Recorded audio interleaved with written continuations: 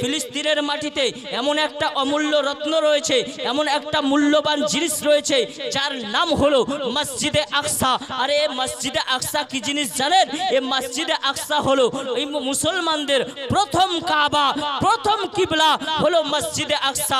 হযরত আদম আলাইহিস সালামের কাবা ছিল মসজিদে আকসা, হযরত শীস আলাইহিস সালামের কাবা ছিল মসজিদে আকসা, হযরত ইসমাইল আলাইহিস সালামের কাবা ছিল মসজিদে আকসা, হযরত ইব্রাহিম খলিলুল্লাহর কাবা ছিল মসজিদে আকসা, হযরত মুসা কালিমুল্লাহর কাবা ছিল মসজিদে আকসা, হযরত ইসমাইল জবিহুল্লাহর কাবা ছিল মসজিদে আকসা, হযরত ঈসা রুহুল্লাহর কাবা ছিল মসজিদে আকসা।